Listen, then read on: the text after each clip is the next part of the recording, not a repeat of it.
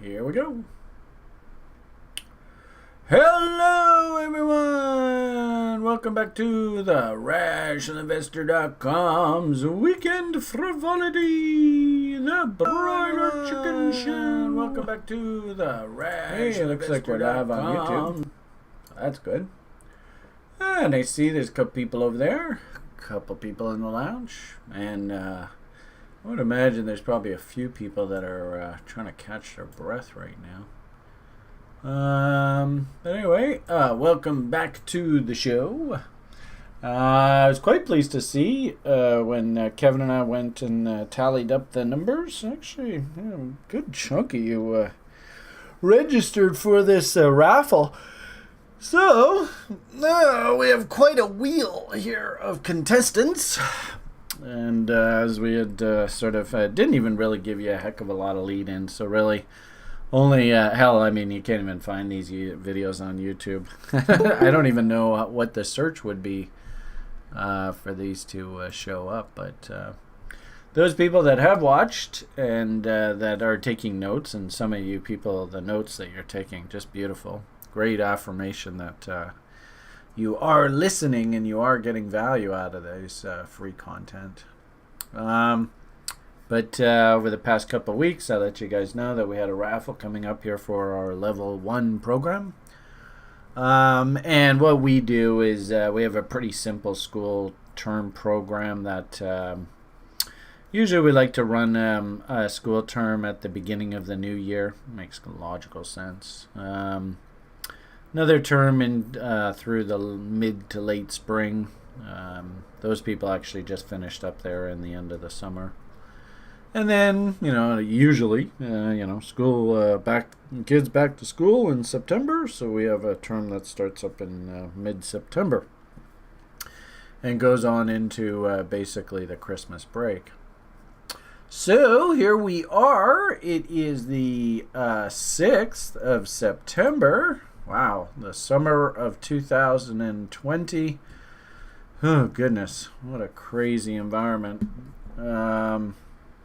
Labor Day is a quasi-government, but basically public holiday here in North America. I don't know if other parts of the world follow Labor Day, but it's how ironic, eh? Workers' rights, all that kind of fun stuff.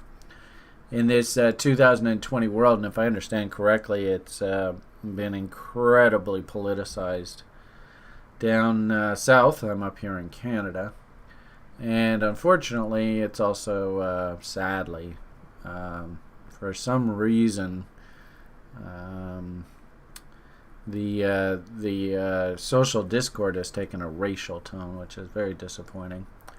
But nonetheless, if we can make a level playing field for everybody coming out the other side, that would be awesome. The great part about trading and what we do here at TRI, of course, is it doesn't really matter. It doesn't matter your color, it doesn't matter your age, it doesn't matter your sex. The process is the process is the process. I mean, you want the best way to level the playing field? Put 10 people of all different ages, races, colors into a room, tell them the process. The ones that get it, they will succeed. The ones that don't will blow themselves up, and boom. You have a really simple, I guess that would be like and the irony of it all is it's not Mr. Booksmart that kicks ass. Often Mr. Booksmart actually can't follow the process. So ironically enough, it's not even a question of quote unquote like intellectual capability, IQ and all that. It's just simply, can you follow the process? Patience and discipline. Anyway, where am I going with all this? Today is this Labor Day weekend. Woohoo! Official launch of our fall campaign. And as you can see, we've had a countdown clock on here for our promotional offers that we offer in the school program for the fall term. Call this sort of official registration week. Usually it takes a week or two for everybody to get all sort of positioned on the site and all the tools and stuff up and running. So the first week of our education program is an introduction week. Think of it like frosh at school. Where half the time you're just drunk, right? But just consider this like orientation period. If you can take advantage of our offers, then awesome. And just understand this is a countdown clock, the way the marketing machine works, all the incentives and stuff like that. This will have a countdown clock. And I think our countdown officially is we're closing registration as of the 13th, or basically in 1 week. And next week, everybody's expected to be in school. So, where was I going with all of this? For you people that like to watch on YouTube and stuff like that. We offered a seat in the fall program as a raffle. It's kind of fun. I had originally asked you guys to put down your name and tell me something that you learned through the program. We did get a list of people that did that. Quite a big list. About a week or two ago, we were kind of like, this is getting kind of tough because sometimes we don't get emails, and if they win, how the hell do we get a hold of them? We've had that happen before. So we just quickly threw this sort of, hey, throw your name and email on this, and then at least that way we've got track of you. For the raffle, don't stress. I mean, we're not really big shillers. You all should know that anyway. So the point here now is we actually have a pretty robust list. In fact, the wheel looks like that. So lots and lots of people. But why don't we spin the wheel at the top of the show? And we've got about an hour or so to play with. And then, once we do the wheel, the raffle and all that, then the promotional campaign will kick in and we'll go from there. So, be sure to watch for the official spin at the end of the show. All right, now here we are, heading into the fall of 2020. What's a reasonable message to try and tell the world? If I was like on paper, somebody comes 5-10 years from now and pulls up this video and they say, okay, let's see what this joker told these people here. Was it even half decent information? Remember, it's interesting, like somebody a while ago actually accused me of hiring people to write positive reviews in our Thinkific review of the school program. And I'm like, why on earth would I do that? If it was ever found out that I did hire somebody to write bullshit reviews, or they were my friends or something, and it was a lie, in one fell swoop, I've instantly destroyed all credibility with the entire public, and probably destroyed my professional career. Why on earth would I do that? It's not worth it. If anything, it's probably better just not to have any reviews at all. So, for a guy like me, I am constantly, I worry about this sickly. I am constantly worried and concerned about somebody coming back down the road and saying, Brian, I can't believe you actually told the public that.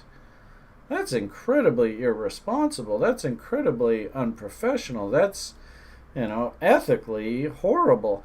And in one fell swoop, you can have your entire reputation, all of the credibility that you've built up with the public, the trust that people have built up in you, boom, it's gone in an instant. So it's just not worth it. It's not worth it to bullshit you. The good part about what I've learned, I've spent 30 fucking years doing this goddamn game. 30 years. You'd think I've learned something over that time period. I have to tell you, seeing the mania through the .com boom is almost exactly the same as the mania through the shitcoin bull market there. Very similar behavior. I was a very young child through the late 1970s, so I didn't really have an on-the-ground view, but my old man was a gold bug, and hard money is sound money, all that kind of thinking. But the sad part about it, of course, is that these people ended up buying more at the top. of that mania panic bull run. If there's anybody here with any sort of, experience, market legs, remember the Hunt brothers conversation. I'm actually surprised we haven't heard anybody this cycle start talking about wanting to corner the metals markets, other than maybe Da Vinci.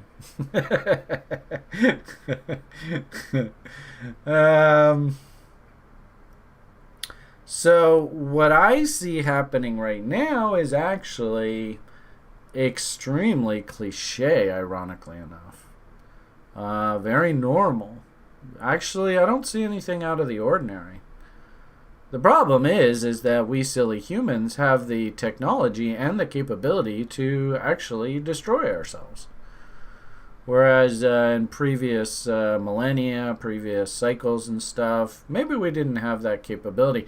There are a lot of people, especially if you read the ancient Hindu texts, the Maragipa or something like that, I think it's called. I probably totally butchered that. Throw in the comments the correct name so everybody watching later on can get the correct name. But there are texts that basically there was some sort of, end of the world big nuclear war there thousands and thousands of years ago.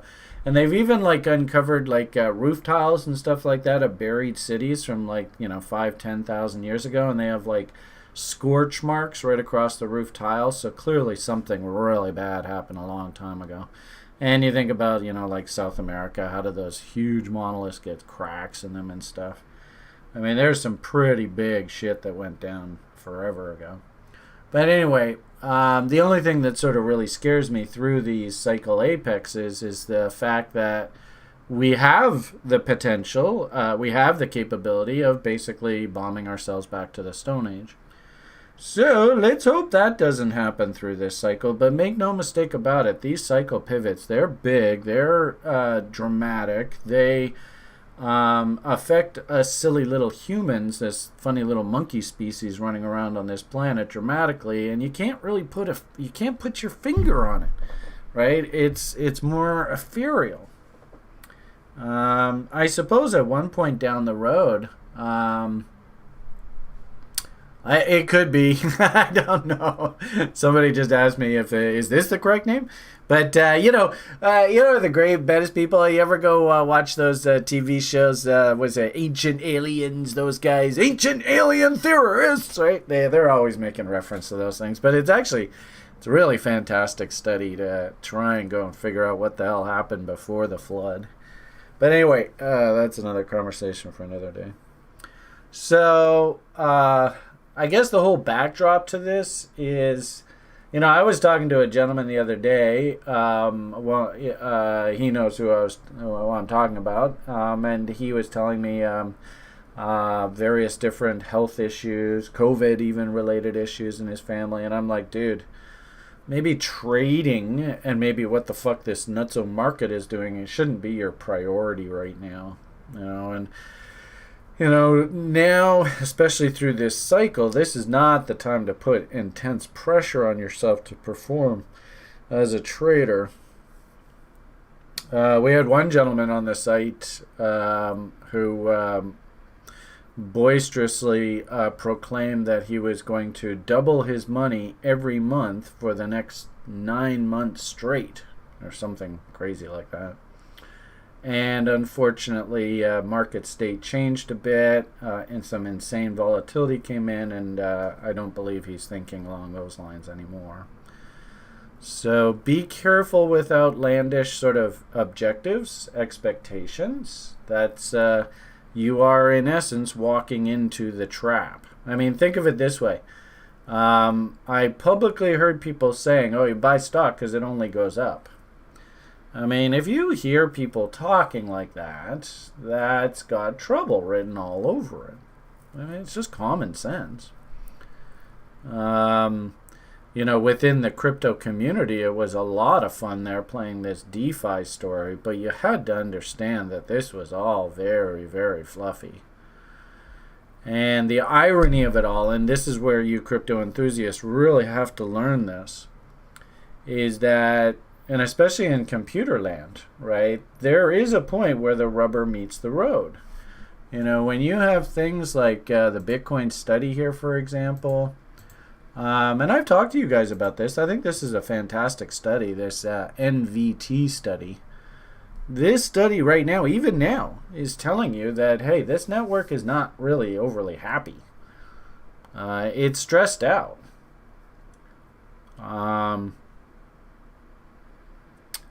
This is obviously a conversation about Bitcoin. I'm not quite sure how this this kind of study would work with Ethereum, but I definitely know. And this, you know, Vitalik even publicly came out. Write this goddamn down, guys. Write this goddamn down. Sorry, God. I don't mean to keep dogging on you. But by the way, God's a 300-pound black lady, and she's pissed off.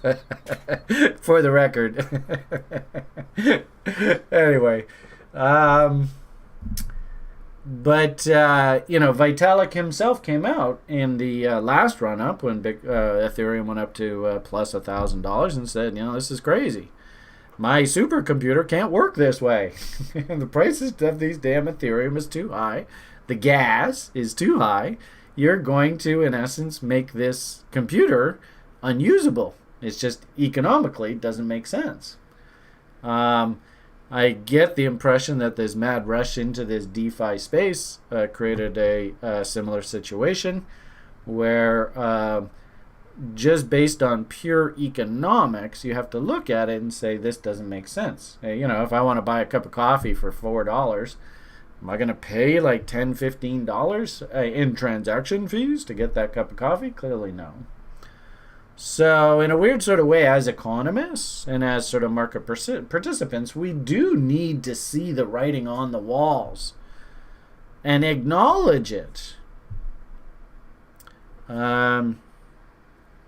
I will say, you know, Brian and his crazy insurance policies, I was very pleased. My little trading partners here in Vancouver reported that our most recent purchase of Ethereum put options, which we did like in here, we just sold half of the position on a double on that dump. So ironically enough, we actually now have an insurance policy basically free of charge. You know, especially when we're talking about our crazy chaos levels, when we start getting up above these kind of levels, it's sort of like, you know, we're kind of asking for trouble here. And actually, I don't know whether this is the best one to use, especially when we're above here. No, I mean, this is the great part about capitalism. Ryan, your chaos level is 3.25 here, and it topped out almost at $500. You know, thanks, but I'm not selling here. You know, the market can remain illogical far longer than any of us can remain solvent. The market can go much further than anybody can expect. Blah, blah, blah, blah, blah. How many cliches can I throw at you? I think there's a really good example here where you could use things like parking garages to kind of give you an expectation. And we saw this with Link. Pretty good example. So where's extensions? Extensions, where are you? There you are. So, you know, I find it fascinating, you know, 489. What did we hit here? 489. Jesus Christ. Same number? That's incredible. I mean, I just eyeballed this. I don't know whether I have these things correct here or not. So, you know, you've probably heard me talk about parking garages. They're such awesome tools. So, it really shouldn't surprise us to see that happened. You know, take a screenshot of that. This is why I teach the parking garage concept. And actually, you see this all over the place in crypto. It's absolutely quite stunning. You know, like obviously I trade the stock market quite a bit. And in the stock market, I have a registered account for my retirement. And I'm trading the Bitcoin exchange traded fund over there. And basically exactly the same thing. This the reason why I'm mentioning this is it's a universal concept. If you don't know about this and you've never heard about this before, well, maybe it's something you want to add to your thinking. So this was super cool to watch it all play out. Basically, trading range established, breaks through the top end of the range. Where should you expect this thing to stall out? Up in 1.618, which is called the golden ratio. Math people love that number. Actually, it was weird. I was watching a what I thought was a super duper smart math presentation, and they actually called 0.618 the golden ratio, but I don't think that's correct. You know, if you are a math major or PhD or whatever, and you want to correct me on the exact terminology, I actually commented on their YouTube video. I don't think you're quite correct there. Typical Brian. Throw in my smart ass. So there's a great opportunity if you're a math major, PhD, to put in a comment. Is 0.618 the golden ratio? I didn't think it was, but anyway, be interesting. And also too, you know, because it's a really cool video I was sharing on the site about sort of humans taking the next step in our trying to understand how this universe works, and really breaking apart a lot of the previous assumptions about things like Einstein and stuff. One secret of the universe that I seem to have stumbled upon is this chaos theory and Fibonacci. Interesting. You can see how Fibonacci levels up here were sort of saying, once we get up into this area, expect the inertia, the push, the energy that's been established on this breakout to be exhausted. And sure enough, pretty good example of that. I love when this sort of chaos theory concept, Fibonacci, and harmonic levels align. I see that all the time. In fact, actually, ETH lower time frame chart I think has one right now. Oh man, they're just so beautiful. If I go down to like 15 minutes. Now, obviously, off lower time frames, these chaos levels can come into a little bit of question. But this Ethereum bottom that came in, you know, through the evening. That was interesting. Produced a cute little 2-to-1. We're on a 50% back, move back to the 50% level here. But what I actually think is going on is this is a pretty wide bottom, and the bulls resolved. So as long as this bottom's holding in, I think actually we want to work up into this level or even this level. Yeah, there's two. Let's see which one is that. So this Fibonacci is off of here, but because we broke that low, actually I don't think that that's valid anymore. So this one is still working, and this is where I absolutely love this stuff, because for our level 1 program we introduce you to the concept of Fibonacci retracements to help you see trade location. And two levels that I see a lot of trades set up if you're thinking this is a bear and you want to get bearish are the 61.8 fib. I affectionately call this our mountain man level. Never heard anybody in mathematics call this the golden ratio before. So when I heard that in the video the other day, I was quite surprised. But anyway, 61.8, and watch all my videos in the past. There's lots of reason why I call that that. And then what I've noticed in my in sort of my personal research is quite often markets love to actually top out right off that damn 78.6. And sometimes, you know, on these nice little dips up here, this will be like an 88.6. And actually, we just had that happen on Dash. And so I had my, to buy, the exact opposite. I had my buy order here, and Kavarkinator had his buy order just sitting at 88.6, and he's like, I got filled. And I think the price bounced even high, up off of those levels. So sometimes, you know, that 88.6 can just be a killer level. But anyway, the point I'm trying to make here is when we get into this level, this is where you can start to sort of think, you know, keep in mind public always sells at the bottom. Institutions always sell at the top. They're such darn smarties. But you can think if this is a bear and we're going down, tests of this original market structure where the bear sort of, took over, they're warranted, they're to be expected. And I thought it was really cool, like I said just a moment ago, if we can get these fog and bomb chaos levels to align with these levels, oh boy, that's literally, to me, this is almost like the market's just gone. I used to do these sound bites. Come to me, I'm up here, you crazy crypto kids, come to me. Anyway, so that would be my expectation. Does this go on a straight line? Very rarely. My hunch is, you can almost see it happening right now. And my message to the community this morning, keep in mind it's a lower time frame chart, right? My message to the community here is, oh boy, we actually had a bearish divergence come in on this push to new highs. And it makes sense, right? Because we're bumping up against the 200 period SMA. You can see the node and the profile. There really wasn't a lot of interest in doing business here. So quite often, we'll put like a little heart in here that if price can get back up into here, it gets sucked back up into that. We call this a notch on the profile. If it get back up into here, it'll actually get rejected because there's nobody who wants to do any business here. So interesting first push up, and it's against these original structural highs, right? Fail, rejected.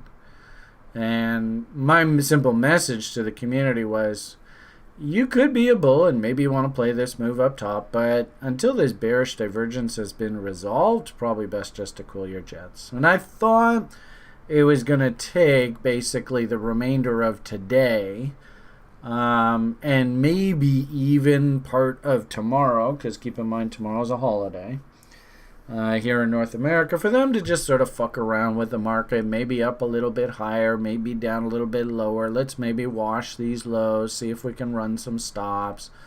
But it feels as though, believe it or not, it feels as though they're just cleaning the market up, right? This is all this lower time frame crap. We go back to sort of higher time frame. We're doing some technical damage here. Don't get me wrong. This is ugly. But this is a little bit overdue, right? This was a pretty big move up. At the very least, what we tell every single new trader, the absolute keep you honest, no bullshitting, don't lie to yourself. What's a 50% rule? It keeps you honest. So if you see the market above the 50% rule, you got to go, okay, am I really buying cheap or am I buying expensive? There it is, 288. Fascinating. Look how 288, and this happens to be off a stamp. Interesting how that 288 basically aligns with the previous market structure breakout. And this is kind of a funny one, right? We call this a dirty bottom, because it's making higher highs but lower lows at the same time. Evil. But what usually I found happens is, of course, we're thinking down because we got this big M working. Oh boy, sky's falling. End of capitalism. Fed comes out, guarantees the market, completely dilutes the currency that this thing's actually trading in. So in a weird sort of way, how do you say this? Because they're fucking around with the actual number of dollars that are outstanding, every time they do this, the value of the US dollar itself is falling. Just think of, your cryptocurrencies, the coins that have, a billion, 10 billion, 100 billion, trillion coins out. Are they really expensive coins, or are they like trading in the single sats, right? If you keep diluting your currency, and think of cryptocurrencies as nothing more than just another type of currency, if you keep diluting your currency and you keep adding supply, well, the value of the currency will fall. That's the one great selling feature of Bitcoin. Buy Bitcoins. So, point of the matter here is, and I kind of like this, I kind of like it, I kind of don't like it. But what I think's actually happening here is, Maybe why don't we get rid of a lot of this stuff? So, can I just go hide indicators or hide drawings? There we go, hide drawings. What I think is happening here is they're just cleaning up the excess. This is too far, too fast, especially when we start doing this. Too far, too fast. A guy that I respect in the market, W.D. Gann, he would actually suggest that you do things like just simply draw a 45-degree angle off of whatever your ultimate low is, and that's sort of your healthy trend line. Whoops, that's not what I wanted. Now I'm probably going to lose all those other drawings too, eh? Ah, fudge. Oh, I'll just deal with it. 45, and I've had this conversation with you guys before. 45 degrees is something along those lines. The only problem is you have to try and get these darn things to be scaled correctly, and I don't know whether that's 1 unit of price for 1 unit at a time. But actually, that's not bad. And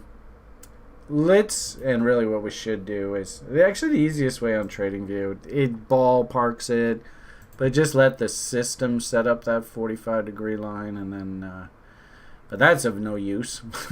That doesn't help us. Anyway, the point I was trying to make is, and I'm half-assing this here. I should have had this prepared ahead of time. Sorry, everyone. But the note the message I'm trying to convey to you guys is, when you see assets move up this far, this fast, that's, in my opinion, unsustainable. I mean, even if maybe we go off of that level there, I mean, you could do this on any chart. That's probably not bad, eh? Maybe try and just take a market structure and then throw in a 45-degree line. So you see prices up here, and you see where the 45-degree angle is? Oh boy. See price up here? Oh boy. See price up here? Oh boy. And in a weird sort of way, and now I don't know if I have this scaled right. I'm just sort of talking out my butt here.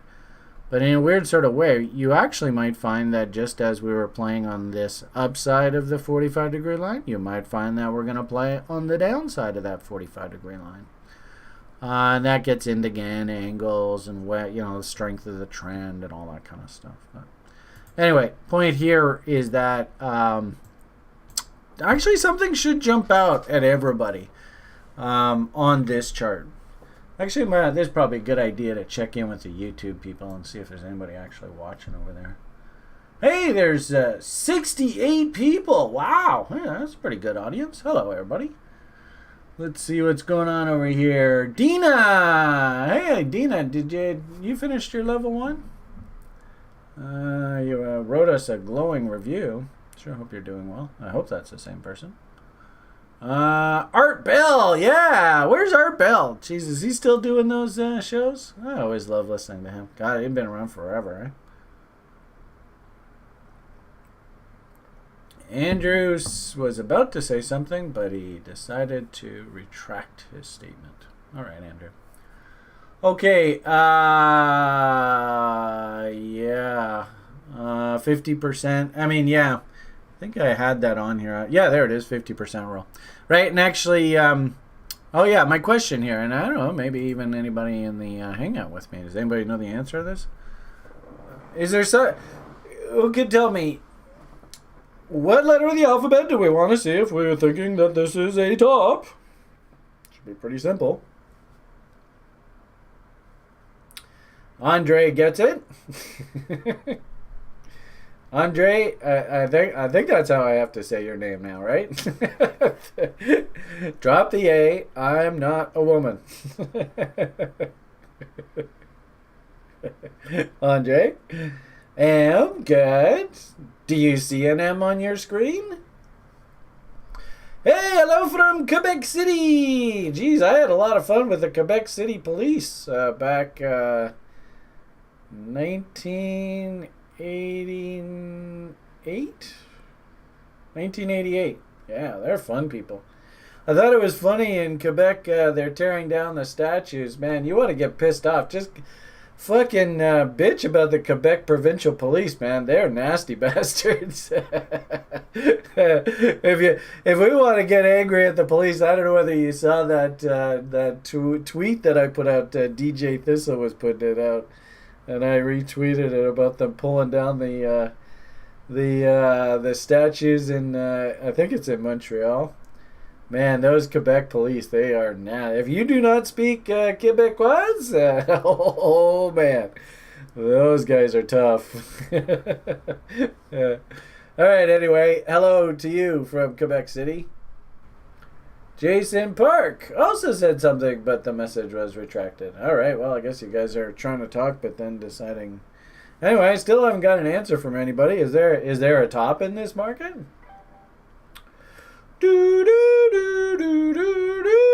Remember, I'm here to get. You guys are supposed to teach me here. I'm not supposed to teach you. You tell me, is there a top in this market?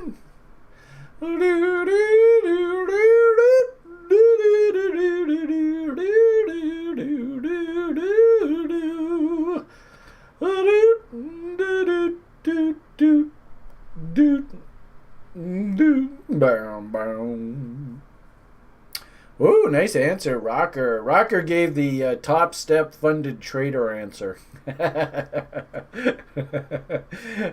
I don't know whether you've ever met Ray Burchett, Rocker, but he would love that answer.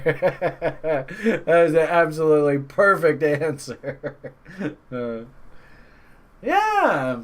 I mean, this sure looks like V top to me. I don't see an M. So, if that's the case, at the very least, we should be expecting some sort of test of this high. And as I had sort of said, what I'm kind of feeling like here is that this washout did nothing more than what I think's happened here, and I think it's happening across the stock market, is the silly bar stool, really kind of don't really know what you're doing. Chasing up markets, because after all, everything goes straight up, right? Just running those weak hands out of the market right now. That's what I think's going on here. So remember too, guys, 2020, this is a nasty year. I told you guys a while ago, I remember it being recorded. I don't know whether anybody listened. And even somebody on the site even asked me this today, and I was kind of like, the responsible actual recommendation for all of you is, if you're doing the dollar cost averaging thing, then actually you root for lower prices going forward, because then you get to buy more. It means that you believe in this story. I love that kind of thing. I don't think 2020 is really the year for you to teach the market lessons. I think 2020 is the year for the market to teach us all lessons. Patience, discipline. The irony of it all is back there last spring. If you really hunted and you were really diligent, my co-host here, Kevin, we have a weekly stock pickers meeting, and man, some of these stocks that we picked, I mean, it's just mind-boggling how much they went up. And to a certain degree, the DeFi window there, if you happen to pick a half-decent name, if you knew sort of the story behind it, and of course you didn't get caught bag holding, and chasing up markets, you did all right as well. So, hell, I even banged off probably about a dozen, somewhere between a half a dozen and dozen just classic cryptocurrency names that enjoyed a really nice seasonal rally here. It was a lot of fun. Also, crypto-oriented stocks. So, I mean, there are opportunities, but I'll tell you, this is not an easy market, and it is not rise only. I can tell you that much. And that image right there on the screen is exactly what you all sort of need to learn, because usually what ends up happening is that, in this part of this cycle, of course, everybody's freaking out. It's the end of the world. It takes balls of fucking steel to come in on the buy side down here. And most of the time, you just can't do it if somebody's just sort of like, hey, should I buy this thing? You just be like, well, it could go up, it could go down. And don't be upset at yourself for missing that trade. That's a damn difficult trade to do, and usually you got to have a plan in place. Like if I'm not mistaken, I think Kevin said that on that spring dump, and I like to use people on the site as reference. But on that spring dump, and actually I was making reference to 88.6s there, so actually this is that reference. Beg your pardon. Where is 88.6? There it is. So, on that dump, good old Kvarkinator and a bunch of people on the site, don't get me wrong, was in here on the buy side actually buying that. Holy, what a fucking superhero, eh? So, I mean, I'm not going to say that's easy. That's not easy at all. How do you do that? Well, probably Kevin had a plan ahead of time. He probably said, well, you know what, I've seen this level traded so many times. I've seen what happens when market structure tags happen that I have to buy this. Like, that's the point of his evolution as a trader.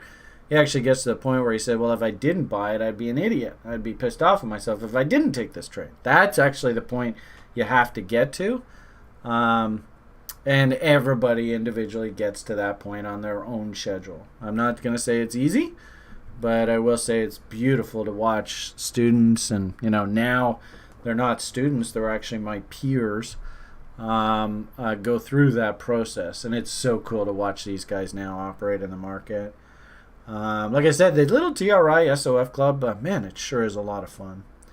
And these guys are just killing it. Like the damn stock market's collapsing there last week, and the stock that they were all excited about buying, the damn thing just goes straight up. Like, this is the stock that they were like Tuesday coming out of the meeting. Well, it's got a, and it's so cliche. Everybody should look at this chart and go, it looks pretty obvious. One of our members who just kills Head and Shoulders, he's like, okay, I got a head and shoulder here. Another member who just is like, every fucking key reversal I see, I got to take it. So, and then another person's like, well, isn't that a W within a W? And it's just like, stock market's collapsing, and this goddamn thing went up, 10%. It's not really that much, but still pretty one-directional. So there are opportunities, but you got to be patient, and you got to be disciplined, and you have to have a plan ahead of time to be able to attack this. There's no doubt about that whatsoever. I got to tell you, just looking at this image, we've got 200 SMA, and it's flat too. Sometimes when the SMA is flat, though, you can get this sort of wild gyration around it. So be prepared for that. We might have to swing violently beyond it. But I don't know. When I look at this profile, what I see here is the actual profile itself. There's a pretty damn big support right there at the top of value. And as I said before, this actually looks to me like nothing more than what we call a Wyckoff check. I don't know if you've ever heard that term before. If you haven't, write it down. Hey, I actually learned something new today. So, Wyckoff was a guy who lived about 100 or so years ago. And one of the things that he found is that, and if you just think about it in simplest terms, it just makes sense. A bull market, think of a bull market as nothing more than just supply and demand. Because really, that's all it is. Where the market, what it does is it establishes levels. Then off of those levels, markets usually pivot. So in essence, with the market blasting through this level, it probably took some serious buying. But think of it this way. If you were only privy to sort of this part of the equation, well, maybe the price did something like that, and we were sitting right here, disregard the Ethereum chart right now, where would you want to buy? Well, there's the old breakout level. That Beamish guy says W's are pretty shit. So, that's at 319. That's I'll put my order at 320. Makes sense. What also, too, is super cool, you often find happens is that when we do our fun little fib studies off of these ranges, reload zones just so happen to be down. Quite often, actually, they'll align nicely with that previous breakout. That's our shark setup. If you get a W and a 78.6. Kind of actually what I showed you with that Bitcoin stock chart. All right, this right here. So here's the original market structure bottom, and there's good old 78.6. I love these. Like, talk about an awesome trade location. Woohoo, super sexy.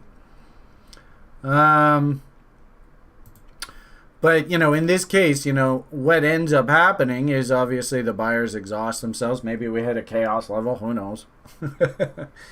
And then we start coming back down to earth. And the question is, where is demand, right? If price is coming down, obviously means supply is overwhelming demand. Where will demand kick in?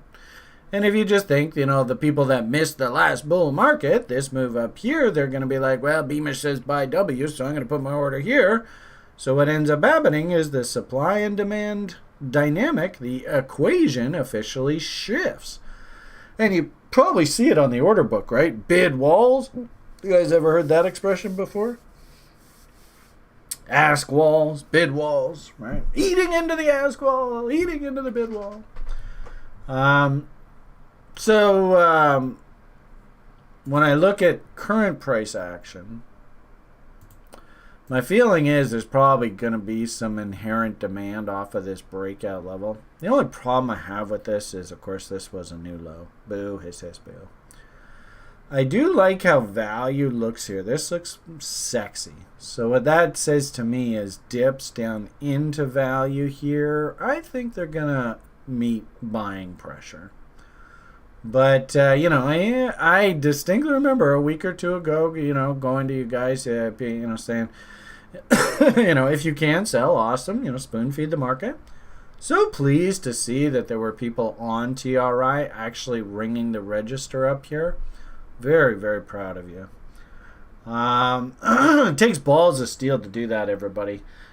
To actually step in the face of euphoric bullishness and just follow your plan and just do what you said you were going to do back here wherever you bought it. I said I was going to take profits at this specific level and force yourself to ring the register. And I'll tell you, 9 times out of 10, when you do that, kind of like that gold market, what ends up happening is the moment you get the fill, you're kind of like, okay, did I just do a really stupid thing? I've been at this game a long time. Trust me, that's exactly what goes through my head every fucking time. Excuse my French. I wanted to show you that gold chart. Where the hell did I put it? Gold chart, gold chart. Where the hell are you? Here we are. Tell you, this happens more often than not with me. And I think it happened with this person as well. So, like here, for example, if I was trading this gold bot and I had patience and discipline and just hung in there, as soon as we hit this level, this day right here, woohoo! Ring that register! But do you see how it went on another day, and then another day, and then even another day? And at this point right here, you're like, oh, fuck, did I just do exactly the wrong thing? And, of course, when is the public most bullish? They're most bullish at the top, right? So everybody on fucking crypto Twitter and everybody in whatever community you're in, they're like public. Think of Mr. Barstool and Warren Buffett. They're publicly chastising you. You suck. You don't know what you're talking about. Gold's going to $50,000 an ounce tomorrow. Sucker! And boom! See you later. And it's gone. So, make no mistake about it. It is tougher than fucking nails to have the patience and discipline and intestinal fortitude to just follow your plan and ring that goddamn register. Again, person who hit that top there in ETH, you know who you are. Nice trading. So, here's the kick in the pants is that they could, because this is a V top, I could very easily see them take this thing right back up into the sort of, let's call it the mid 400 area. No problem. This is a V bottom too, so this isn't going to be easy. I wouldn't even be surprised if it's going to be sort of like a little bit of fuck yous, right? And then sort of climb our way up. Like, and it's going to be a slow grind higher. Well, we'll see how it goes. Little bit concerning here, and gave us sort of a flash warning there a week or two ago, and sometimes markets do this. This really isn't too out of the ordinary. Remember, how many reasons should we have to consider taking a trade? Should you ever just use one indicator or one tool to take a trade? Is that a good idea? Thank you.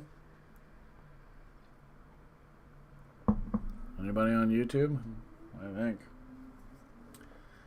Good. So here's probably a really good reason where you might have gotten sucked into, hey, these moving averages cross bearishly. But I don't know whether we were in such great trade location, and I really don't have any structure to go short here. So,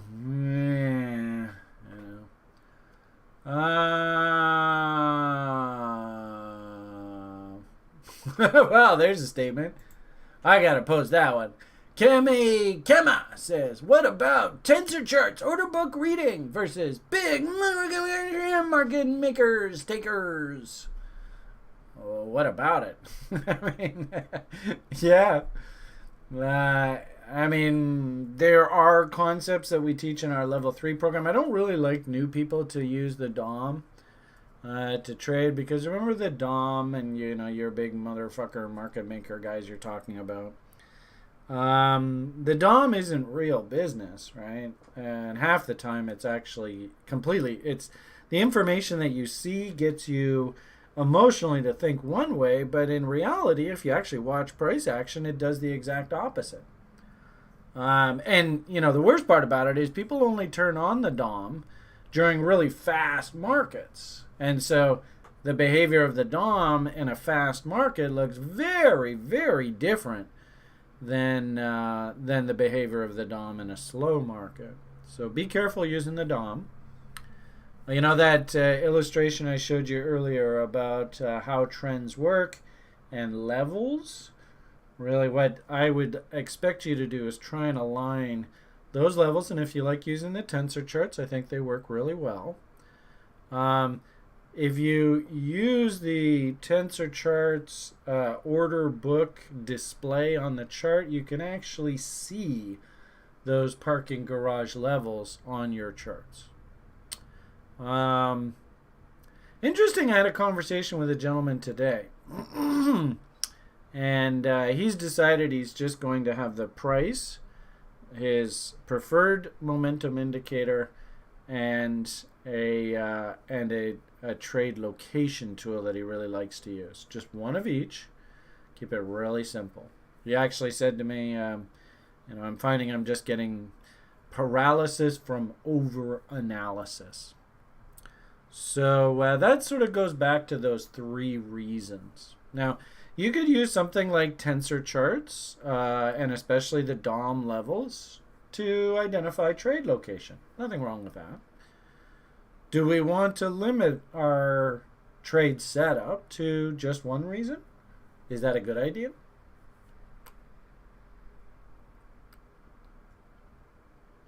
Kame? It's really a question for you. What time is it here? I should probably wind this up.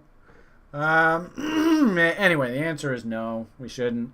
So if you want to build your reasons around using the DOM's levels for trade location, find divergence in some indicators. Hell, you could even use, they have one tool on the site that I absolutely love is those counters.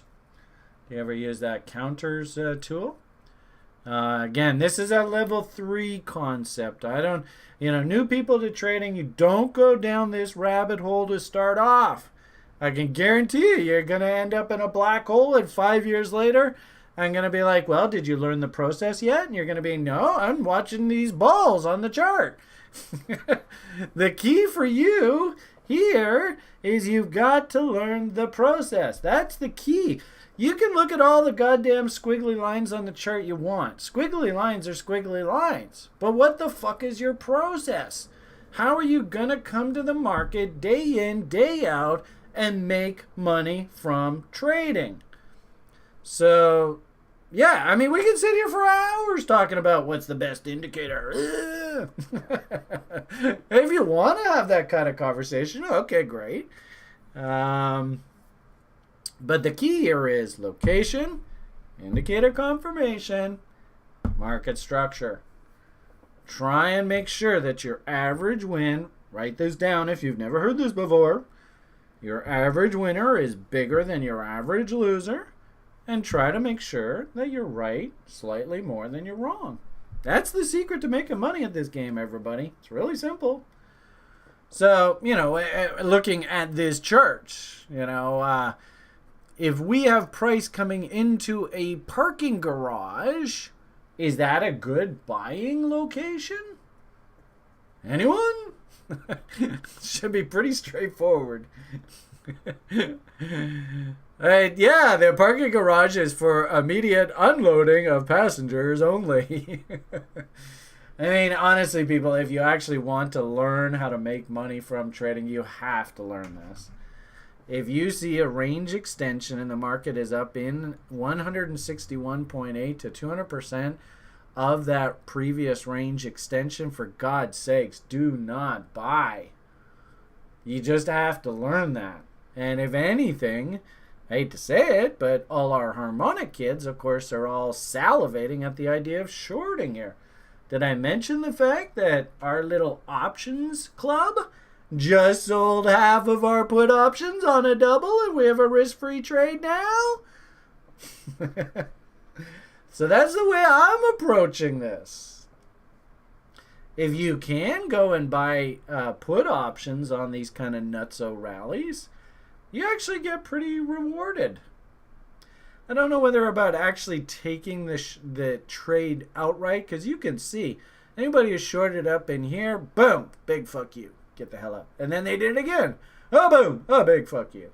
But at some point, we got to come back and trade back to things like 50% rules. It's quite remarkable, really. The key for me, and remember, we did this on the long side. Shane, Andrew, and I bought call options on Bitcoin. I don't know whether we played Ethereum or not, but we played the market to the long side. And ironically enough, when we got up into this area, we're like, okay, no point in being greedy. Might as well just hop off and count our profits. Completely left this on the table. Don't! And actually, I went and bought a Bitcoin put option a little bit earlier, and that's September. So it'd be really interesting to see whether that dies worthless or not. But I am very pleased to report that my Ethereum short trade basically is a risk-free trade now. So we'll see what happens there. Heading on over to the corn. A couple things jump out at me. This is a daily chart, right? So first things first, we should all look at this and go, come on, you. Look at that. It won't there. There we go. 52-week high, 52-week low. All right, what's our range? 50% level. This is sort of your keep you honest indicator. Remember, like I said, we bought the calls there when the market was shitting their pants. We took profits here, which was fine. Frankly speaking, I thought the market was going to roll over on this July celestial pivot, and it just didn't happen. Market will do any old damn thing it wants. Don't get into the habit of making predictions about markets, because sometimes the market will just make you look like a total idiot. In this particular case, no correction came. The market just went sideways, started to clean itself up internally, and there was another rally. Interestingly enough, what was this rally, right? I think this was the DeFi boom rally because Bitcoin really took off here. Ethereum actually led the charge, and Bitcoin kind of just got dragged up with it. I don't, remember we had the halvening event here, and actually, I've even told my business partners, because the halvening event is out of the way, I am more than happy to start going into the cryptocurrency mining business. And start building up for that next sort of blow off top cycle. Interestingly enough, does this image at all look familiar? Anybody, you got to be in the crypto space quite a while to be able to answer that. But does that image look slightly familiar thinking about years gone by? I think it actually does.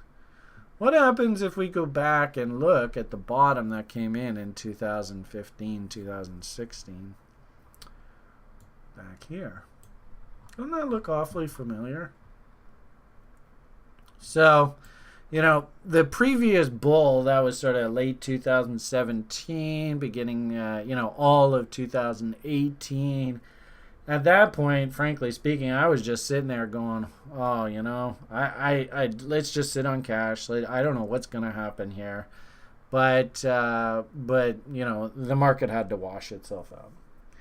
I'm actually at the point now where I think the washout is done. And it's just really a question of us setting our base for the next run. I like the idea of cost of production, somewhere around 5-6 grand. It's interesting when we do reload zones even right now. You can see how the top, Mountain Man, 71 and 20. Interesting how 78.6, 5,600. There's Kevin, what a son of a bitch, down there bidding right in those tails. I think you've heard me say, wicks and tail candle body lows for trade location. Look how 88.6 lines up perfectly with that candle body low. Oh man, I can see this trade. It's already happening. I can already see it happening. Kevin, you better get your bid working, man. So what is that? That's, that would make sense too. Nice dip below 5,000. Crypto kids freaking out. Oh my God, end of the world. Sky is falling. That's a gift in my opinion. The interesting thing is it'll, like kind of through here, it will be really interesting to see if and when price actually gets to that level, whether anybody actually wants to buy. My hunch is when we're at that level, you're all going to be programmed by Mr. Gates to be freaking out and getting in line for your vaccine. And he's licking his chops as he's taking over the world. No, not the crypto community. No way, man. I'm not getting that vaccine. Fuck you. You get it out of my cold, dead hands. Who said that? I think he is dead now, too, actually. So maybe they will get it out of his dead hands. All right. Yeah, you're right. Andrew, you're absolutely right. And that will also be a tell. It's not Andrew. I apologize. AE. This didn't give you a very long window to act here, did it? And if anything, this is a tell that, this was, okay, let's really freak the kids out with just an absolutely insane number, right? And what, Bitcoin's down, $3,000 on the day, 50% loss. Is the public going to go, okay, that's nice and easy, let's go and buy? No. They're going to be like, holy shit, And yet that you have to be able to have the tenacity to step in on that event. So you want to set your alerts saying, I will only buy when I see one candle that moves greater than 5 to 10%. That's not a bad idea. Yeah, there you go, AE. Like I said, Kevin buying this 88.6 level, and Kevin, you're on the call. You're just let him know. Could you have just gone in willy-nilly and placed that order, or was that order working ahead of time? No, it was working already. Yeah. So do you think, just be honest with the people, as Price was doing this, do you think you could have just gone in there and said, yeah, okay, I'll go buy that? I mean, I have to say yes, but I mean, it was hard. But I Okay. was sitting there watching it that day. I mean, I was kind of shitting my pants watching that big red candle for sure. I remember that day specifically, the day before. Yeah. Okay, well, at least you got an But honest answer from Kevin. but So I I mean, it was appreciate definitely that. hard to buy there, but it's just the breakout level of the last W. Yeah, but you even see that 88.6, right? That's this line right here. So, this candle, it didn't even give you that much of a window for the trade. I mean, I'll be No. honest with you guys. If I saw this candle open up here, cranking down, oh man, I would be like, oh fuck, I gotta buy that.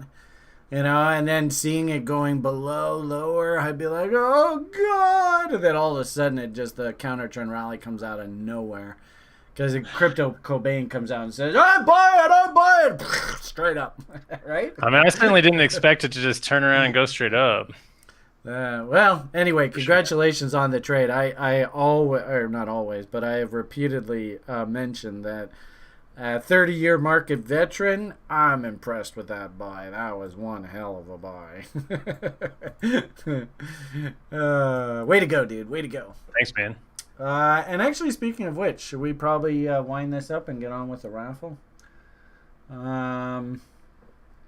Okay, so let's just sort of finish off the conversation here.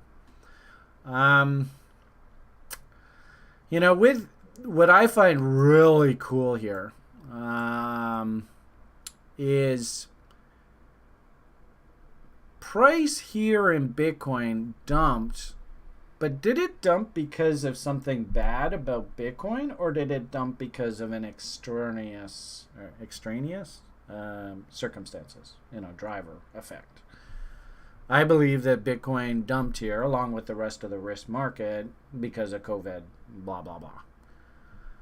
That's actually really important because, like, through here, this was all, how hard can we shit on crypto and Bitcoin and who are we going after and who's the law going to attack and all that kind of stuff. So that to me actually is really significant, that price dumped not because of the fundamentals of Bitcoin, but because of extraneous forces.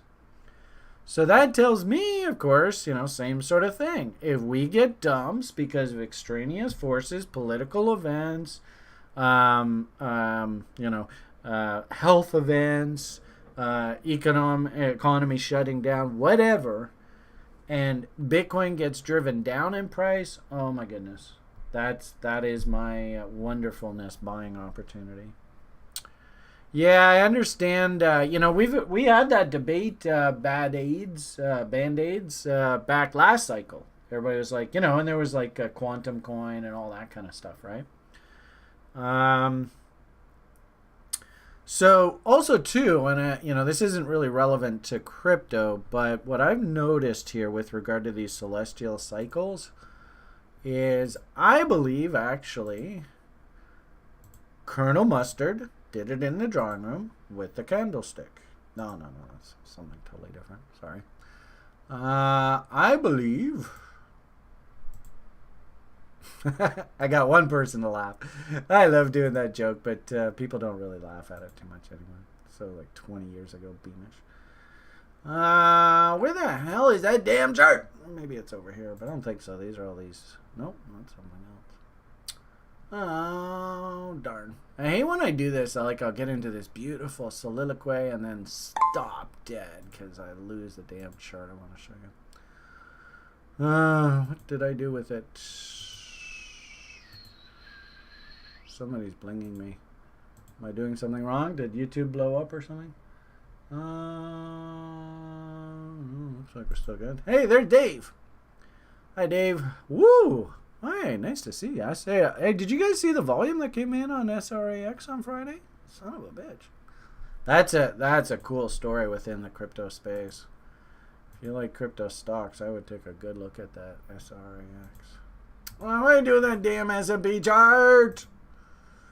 Fudge. Damn it. Anyway, my sort of thesis all along here.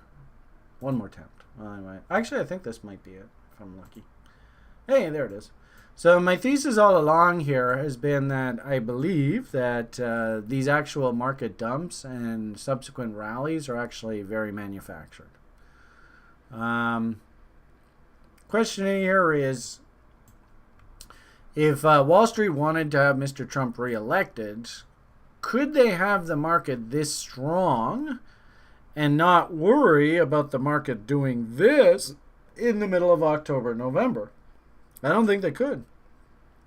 So I think they actually had to knock it down at the beginning of the year as fast and as quick as possible to relieve. Because keep in mind, look at this market. It had been going straight up for quite some time. So could you have this sustainable? Remember, the November election's all the way over here. Interesting, if we just draw a nice little connect the dots trend line, you can see all they did was they just brought it back to the trend up top here. And my hunch is, for whatever it's worth, I actually think that this is sort of our path going forward here. Now, you know, like politically they say that in the election year, how the market goes in September, October will basically dictate who wins the election. So we're at one of these funny crossroads. If the powers that be want to have Mr. Trump not back in office, I think that they'll knock the market down. If they want him back in office, they're going to engineer this stock market higher. And I'll tell you, I mean, if you just look at the political situation, Mr. Trump's making a comeback here. And we're kind of worried about this. We had said this before. And worried, I don't know whether worried's the right word. I mean, frankly speaking, I'm Canadian, so it shouldn't really make a difference in my life. But obviously, this is the biggest capital market in the world, and they drive the bus, so obviously it's important for us to know what's going on the ground there. And you can see how Mr. Biden has M'd out any letter of the alphabet. Would you have taken a short shot on that M top? Looks like trade's working. You're up 10 points now already.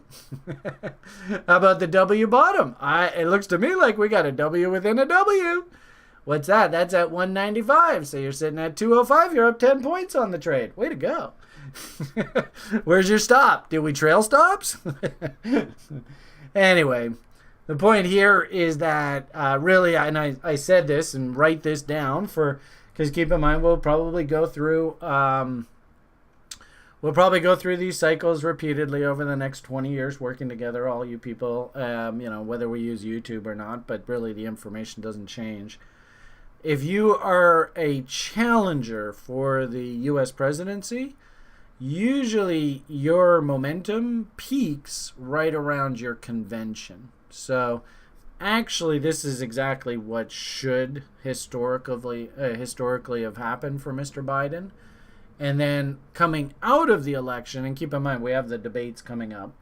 If Mr. Biden's teeth fall out while he's halfway through saying a sentence, or, you know, he falls asleep or something crazy like that, I mean, who knows? You can't write better fiction than reality. This could close very, very quickly. So, ironically enough, for whatever it's worth, I mean, all politics aside, I would actually prefer if Mr. Trump won, but the GOP lost the Senate. That would make just an absolutely awesome scenario for us, because he would basically be a lame duck president, so there's nothing really he could get done.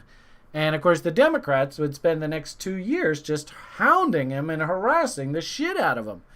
But at the same time, too, he's going to keep us, you know, keeping China honest, because, frankly speaking, I think actually China's got more to win or lose out of this election with Mr. Biden being elected than anybody else.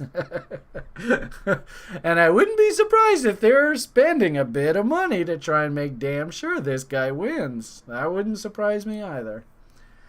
It's nasty politics, you know, especially when you get like totalitarian dictatorships that can come in and influence democratic societies from the outside. That's where it gets really nasty.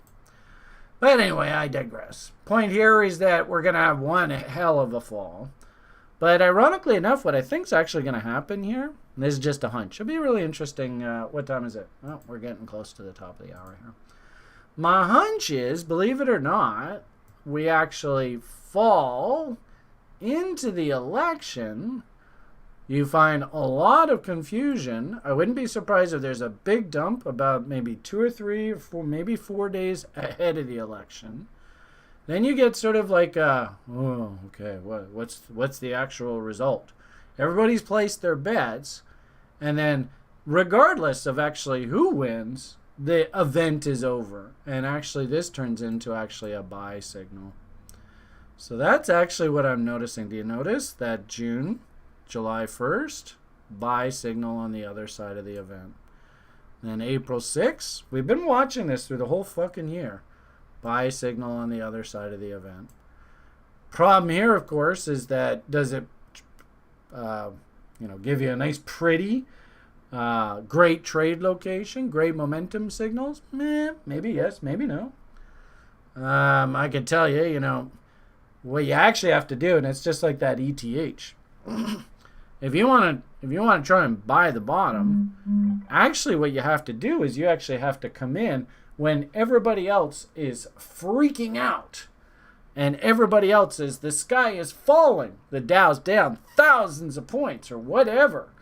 You actually have to have the balls to step in then and actually pull the trigger, and that's extremely difficult, of course. I really like the options route because the maximum risk on an option purchase is the purchase price of the option. And I got to tell you, like this ETH example, it's exactly why I like options. Because I've already doubled my money, so I can show you the trade if you need. We actually bought the puts like in here. So had this been a margin trade, we would have been fucked. And that's exactly what I think that was that was just a nice little, okay, let's wash out any remaining weak hands, margin players, top callers. And then we're going to dump. What a surprise. I mean, it's so typical. So that's why I really like trading options. Okay, guys, what do you think? Have I given you a half-decent sort of idea of what I'm thinking going forward here? I suppose one other thing that I didn't mention here, you can see, I think we talked about the volume profile against this off another chart, but also too, and I did see somebody make a comment about it, but I didn't make direct reference to it, was this is basically, there's 38.2. So ironically enough, we can't even make any grand conclusions about whether this is still an uptrend or a downtrend until this level has been resolved. So we might actually find, like I said, you don't know what the hell's going to happen in the future. You might find that he comes up here and then comes down here just like you saw Ethereum. That could easily do that. The bottom line for a guy like me, if this is trend continuation, notice like 1 low, 2 lows, 3 lows. Ooh, that one got wide. Okay, so maybe we're 1 low, 2 lows, 3 lows, 4 lows, 5 lows. Ooh, hey, this is looking like a nice little consolidation. All right, we got a trade. Woo, go.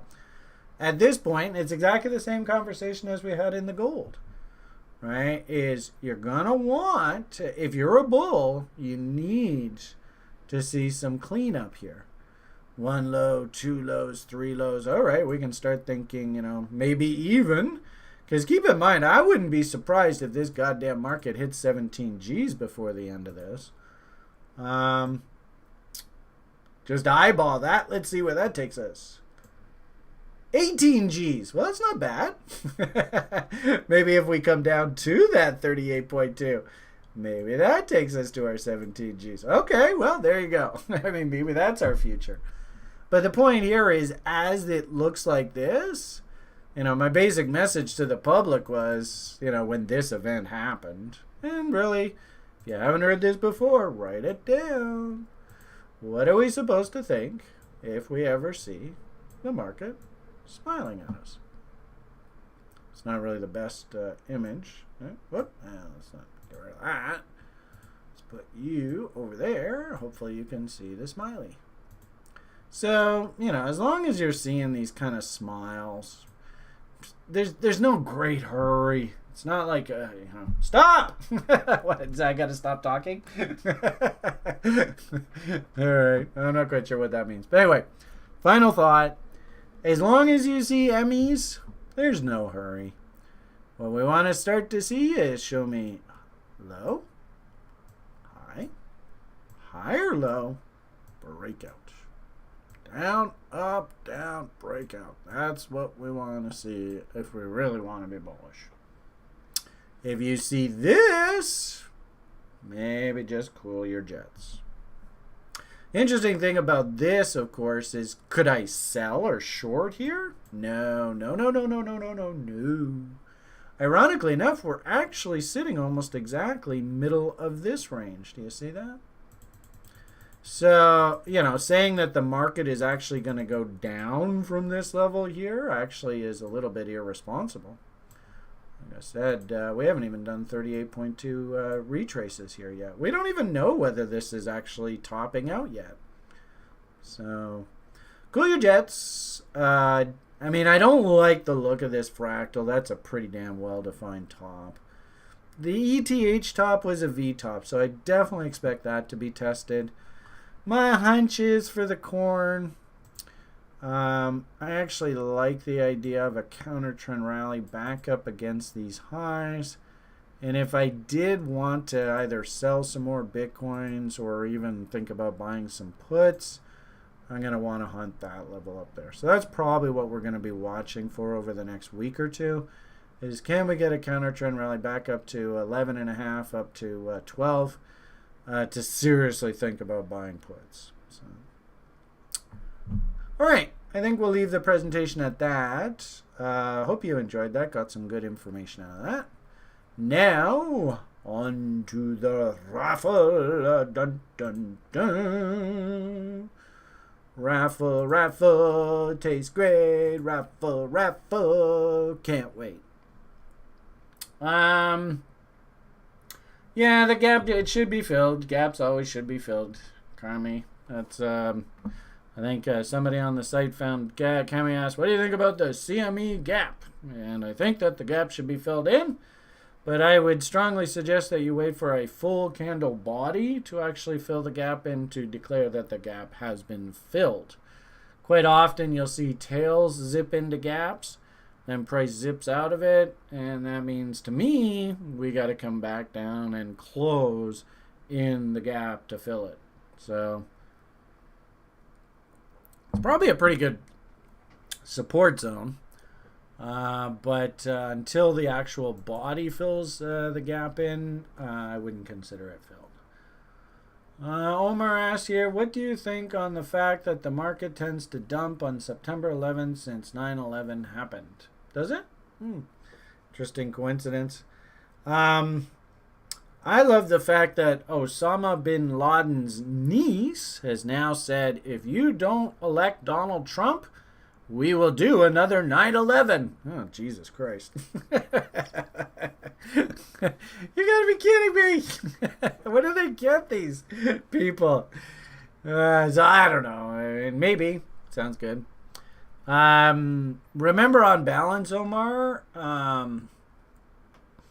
there is, and maybe you want to do this research for yourself,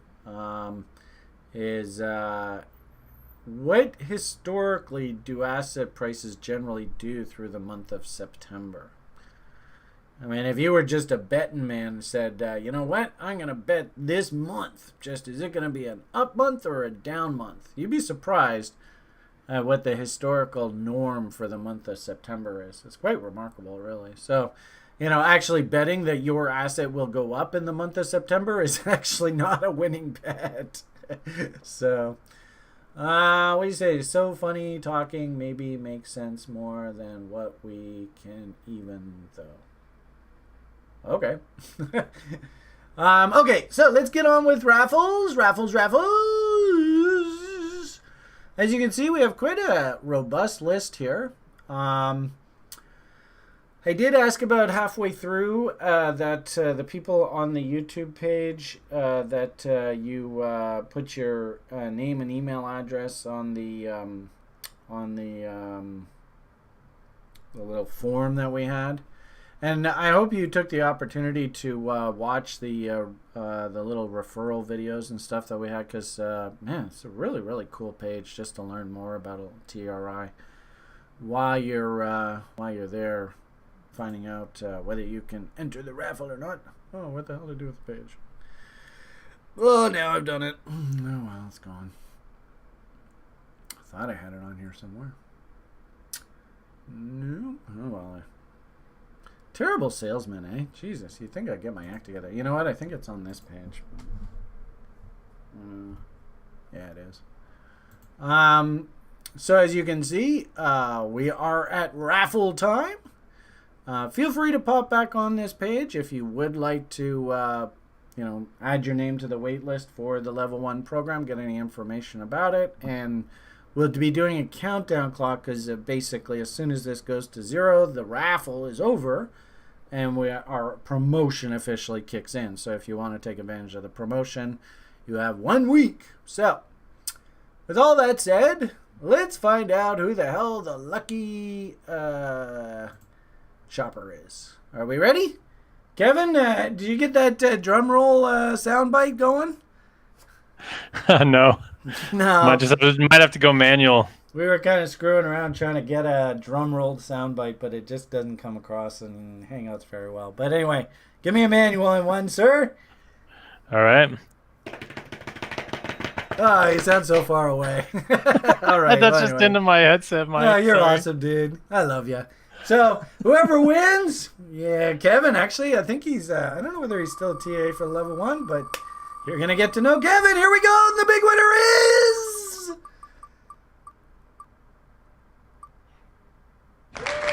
Tommy 1.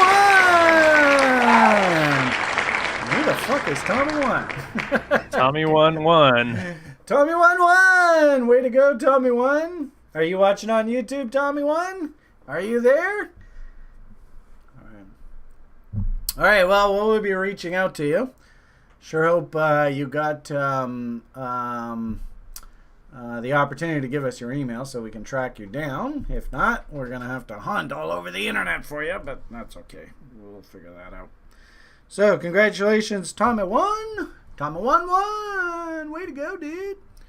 By all means, if you happen to see the video and you're like, holy shit, I won, well, just reach out to me. I hope not. Oh, that'd be terrible. Big House goes, oh, by the way, that's Dave Portney's screen name. Oh, no. Okay, so Tommy Wine, congratulations. Way to go. Bitcoiners, markets go up, markets go down. We've just gone through an absolute, frankly